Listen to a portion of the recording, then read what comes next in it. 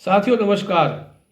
साथियों, जो जनप्रतिनिधि है, सांसद महोदय है, विधायक महोदय है, वो जनता की समस्याएं से अवगत नहीं होते हैं। उसका निराकरण तो जब करें जब उनको उसकी जानकारी हो, और जानकारी होते हुए भी वो अनजान बने रहते हैं। जो उनके पार्टी के कार्यकर्ता है वो जय जयकार करना, माला अर्पण करना, इसी में लगे रहते हैं और अपना व्यक्तिगत काम कराते हैं। बाकी बहुत सारे लोग जो है वो समझते हैं लेकिन बोलने का साहस नहीं कर सकते। उन्हें भी यह होता है कि भाई क्यों नाराज किया। लेकिन बहुत सारी बातें ऐसी होती है कि हम लोग सीनियर सिटीजन और हम लोग जो है मुखर होकर यदि ना बोले तो फिर आम जन की समस्याओं का निराकरण कैसे हो। और हम उनके खिलाफ नहीं बोलते, हम उन्हें ये बताना चाहते हैं कि आप इनसे अवगत हो, जन समस्याओं से, और इनका अगर आप निराकरण करें तो जनता हमारी इस तरह की आपको पलक पावड़े आपके लिए बिछा देगी, आपको सिर आंखों पर बिठाएगी। तो मैं इसी उद्देश्य से बताना चाहता हूं, और मैं ये भी कहना चाहता हूं कि जो भाजपा के सत्ताधारी दल के जो कार्यकर्ता, सांसद और हमारे जो विधायक महोदय है, वो माननीय मोदी जी के नाम पर जीत के आ रहे हैं, और माननीय मोदी जी जो बात कहते हैं उसको भी नहीं समझते, और उनको जो है वो जवाबदेह बना देते हैं हमारे माननीय मोदी जी को, जबकि वो हर जगह नहीं आके देख सकते। तो मैं आपको बताना चाहता हूं कि क्या बातें हैं जो मैं आपके सामने रखना चाहता हूं, और अगर आपको अच्छी लगे तो उनको आप समझाइए, बताइए। वो वोट मांगने आने से पहले थोड़ा बहुत ध्यान दें इन चीज़ों पर। देखिए, पिछले वर्ष काफ़ी वर्षा हुई, साउथ सिविल लाइन और सब आपको जानकारी है। तो उन्होंने साउथ सिविल लाइन वगैरह का पानी की निकासी के लिए, और जो नहर की पटरी पीर बाबा की तरफ से आती है, उस नहर की पटरी और जो सालार हॉस्पिटल की तरफ उड़ती है, वहां पर उन्होंने पटरी तोड़ दी थी। वहां से पानी रोज निकाला था। अब आप ये देखिए कि कितना समय हो गया, आज तक वो पटरी नहीं बनी। और वहां पर पिछले जो अभी दिनों में जो कोहरा आया था, मुझे भी इस बात का एक अनुभव हुआ कि मैं जा रहा था गाड़ी लेके, और अगर मैं नहीं संभलता, मुझे नहीं दिखाई दे रहा था कोहरे में, तो मैं उस गड्ढे में जाके गिर जाता। तो किसी के साथ हादसा हो इसकी प्रतीक्षा की जा रही है। यहां पर अफसोस की बात यह है कि उसी के बराबर में हमारे जो विधायक जी हैं प्रदीप बत्रा जी, उन्होंने एक बोर्ड लगवाया, और सब सरकारी पैसे से लगते हैं ये। उन्होंने बोर्ड लगवाया, प्रदीप बत्रा जी। अब वो क्या दिखाना चाहते हैं? क्या वो गड्ढा दिखाना चाहते हैं उससे? अरे भैया, आपने बोर्ड लगाया, आपको पता है, और आप जो है वो उसका कोई इसका जो है कोई सुध-बुध नहीं ले रहे हैं। वहां पर ऐसी कोई बैरिकेटिंग भी नहीं है। पहले क्या थी, बैरिकेटिंग लगाई थी शुरू में, लकड़ी सी लगा दी थी, वो लकड़ी तोड़ के गिर जाए और लकड़ी सब गलगला गई, खत्म हो गई। अब जो है वो कुछ भी नहीं कोई ध्यान देता। तो एक तो आप ये समझिए कि जो भी समस्या है, वो जो बाढ़ जो आई थी एक तरह से उनकी में, उसमें जो जो इन्होंने गड्ढे और जो सब कुछ काटा फाटी करी थी, साल भर होने को आ गया, कोई उसकी मरम्मत या कोई उसकी सुध-बुध नहीं लेता है। एक बात। दूसरी बात, माननीय मोदी जी जब आए थे तो 2014 में वो बिजली के संबंध में तंज सा वो कहते थे कि भाई आपके यहाँ बिजली आती है, यही बहुत बड़ी बात है। नहीं आती एक रेगुलर है कि बिजली नहीं आती, ये तो सामान्य चीज़ है। और मैं आपको बताता हूं कि वो तो आके देखेंगे नहीं। अब यहाँ की स्थिति यह है कि मैंने 2015-16 में जब शास्त्रीपुरम आसफ नगर में मकान बनाया और वहीं आ रहा, तो 24 घंटे बिजली आती थी, और कोई ऐसा नहीं था कि बिजली की कोई ऐसी समस्या हो। अब आप ये देखिए कि कुछ समय से आपको अनुभव नहीं हो रहा क्या यहाँ विधायक महोदय को और सांसद महोदय को और किसी को, या वो जानना नहीं चाहते? सारे दिन बिजली नहीं आती, बिना किसी अल्टीमेटम के बिजली पता नहीं कब काट देते हैं। पहले एक नोटिस आ जाता था कि भाई इस समय से इस समय तक बिजली नहीं रहेगी, अब तो जब मर्जी काट देते हैं। और इससे आप समझ रहे हैं, और चीज़ें तो हैं, लेकिन आप ये समझिए कि जो बिजली के काम पर निर्भर हैं, जैसे आपके लोहार, फैब्रिकेटर, प्रेस करने वाले, या और बहुत सारे, उन बेचारों का रोजी रोटी के ऊपर संकट है। बिजली नहीं तो क्या करें, सारे दिन खाली बैठे रहते हैं।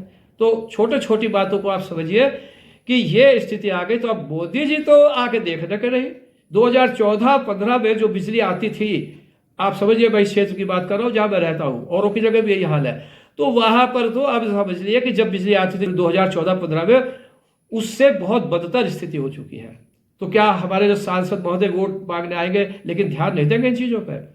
तीसरी बात जो मैं आपको बताना चाहता हूं, और बहुत बड़ी समस्या है ये, लेकिन नहीं समझ रहे हैं हमारे जो है, कोई भी पुलिस अधिकारी भी नहीं समझता। और इस संबंध में मेरी पुलिस अधिकारियों से भी काफ़ी जो है बात हुई है। मैं लगातार कंप्लेंट कर रहा हूँ सिटी कंट्रोल रूम पे, जिला कंट्रोल रूम में और PHQ control room, headquarter control room में भी मैंने इस बात को उठाया, लेकिन किसी पर ध्यान नहीं। और यहाँ के जो बड़े अधिकारी हैं, सबसे बड़े, उनको भी कहा, पुलिस के अधिकारियों को, लेकिन उन्होंने सामान्य लेके और ऐसा महसूस कराया कि उनकी तो सबकी जो है कहना चाहिए, वो तो सब इस बात को कहते हैं कि भाई ऐसा ही होगा। वो बात यह है कि आप यह समझिए कि जो सुप्रीम कोर्ट में कॉलोनी के लोग गए थे और उन्होंने जो यह साउंड का पोल्यूशन होता है, न्यूसेंस, आवाज़, बहुत तेज आवाज़, और इस प्रकार से जो सुप्रीम कोर्ट में गए और उन्हें निर्देश दिया, रात में 10 बजे के बाद आप बिल्कुल साउंड इस तरह की नहीं बजाएंगे, शांति से लोगों को सोने दें।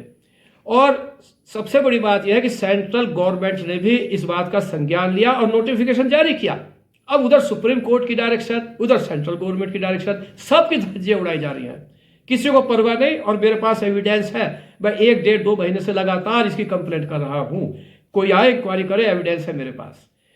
और साउंड भी इतनी तेज आती थी, जब मुझे रात के 12, 1 बजे तक मैं देखता था और हमें काम करना होता है। या आप ये समझिए कि मैंने डॉक्टरों से भी बात करी, डॉक्टर कहते हैं हार्ट के ऊपर बड़ा भारी असर डालती है। कौन सी साउंड?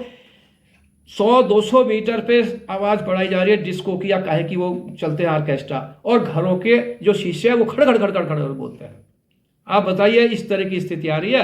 और जब फोन करा, कहीं बात हुई तो कुछ संज्ञान हुआ, क्या गश्त नहीं करती पुलिस? पता नहीं है लोगों को। और सबसे बड़ी बात तो कि मैंने ये कंप्लेंट करी और इस कंप्लेंट के बाद भी उस टाइप साउंड रुक जाती है, आते हैं, रोक देते हैं और फिर वही शुरू हो जाता है। और जो यहाँ रुड़की के बड़े पुलिस अधिकारी हैं, उनका तो एक तरह से कहना है भाई लोग एंजॉय करेंगे तो ये सब तो होगा। मतलब सुप्रीम कोर्ट और सेंट्रल गवर्नमेंट, किसी की कोई सम्मान नहीं है, किसी को इज्जत नहीं है। तो ये विधायक महोदय और सांसद महोदय क्या कर रहे हैं देख के? साउंड की भी एक तीव्रता की निश्चित है, सुप्रीम कोर्ट और सेंट्रल गवर्नमेंट डायरेक्शन दी हुई है कि कितना साउंड आप बजाएंगे। और कॉमर्शियल आप एक्टिविटीज जिस तरह की जो आप कर रहे हैं, वो आप जो आवासीय जहां कॉलोनी है वहां आप नहीं कर सकते, ऐसी भी रूलिंग्स है। कैसे लाइसेंस मिल जाता है और लाइसेंस की क्या शर्तें नहीं है, वो शर्तें उल्लंघन कर रहे हैं। तो आप समझ लीजिए मैं क्या कहना चाहता हूं। तो मैंने आपको बताया कि ये जो जानलेवा जो गड्ढे हैं, बिजली की बताई, साउंड की बताई। और अब मैं आपको ये बात कहना चाहता हूं कि हमारे जो प्रदीप बत्रा जी माननीय विधायक हैं, उन्होंने अभी विधानसभा में एक प्रश्न उठाया, मैंने उसका वीडियो आज ही देखा और मैंने इसीलिए और महसूस किया कि अब ये चीज़ें बताऊं उनको जरा। वो उठा रहे हैं कि जो नगर निगम के, हमारी रुड़की के जो मुख्य नगर अधिकारी है विजयनाथ शुक्ला जी, वो बहुत भ्रष्ट है। यूपी से आदमी बुला रखे हैं, तय बाजारी वसूल करते हैं, किसी की सुनते नहीं, उनका स्थानांतरण किया जाए, उनका जो है सस्पेंशन किया जाए। अरे स्थानांतरण तो अब हो ही जाएगा, जिनके 3-3 साल हो गए। हमारी भारत सरकार के निर्वाचन आयोग के सब निर्देश आ चुके हैं, तो अब जाके उनकी समझ में आ रहा है। और जबकि जिला मजिस्ट्रेट महोदय नगर निगम के प्रशासक होते हैं, तो क्या वो अब एडमिट ये कर रहे हैं कि ये भ्रष्ट जो है अधिकारियों का संरक्षण कर रही है ये सरकार? और फिर क्या ये स्पीकर महोदय के समक्ष उठाने के प्रश्न है? ये तो प्रशासनिक प्रश्न है। अगर विधायक जी और सांसद जी ये सब भी नहीं इतना सा भी कर सकते, तो फिर क्या उम्मीद करें इन लोगों से? ये स्पीकर महोदय के प्रश्न है। क्या पता वो क्या उनका उद्देश्य है कि जो आने वाला अधिकारी शायद उस पर दबाव बनाने के लिए या इस प्रकार के इस तरह के प्रश्न उठाते हैं, और जो अपना कार्य है वो देखते नहीं। उन्होंने उठाया, ये भी उठाया था कि साहब जो पिछले वर्ष पानी पड़ा, बारिश हुई, उसमें तालाब का कोई अभी तक सुध नहीं ले रहे। अरे वो सुध नहीं ले रहे, आपको मैंने बताया जहां आपने बोर्ड लगाया वहां ऐसा गड्ढा है जानलेवा, आप कितनी सुध ले रहे हैं और कितना आपने इसमें जो है संज्ञान लेके कार्रवाई कराई। आप विधायक निधि से भी करा सकते हैं बहुत सारे काम। ये सब जो चीजें हैं आप समझिए, माननीय मोदी जी के नाम पर वोट लेने जो आएंगे, और अभी भी समझ लीजिए कि हो सकता है माननीय मोदी जी उन लोगों को टिकट ही ना दें।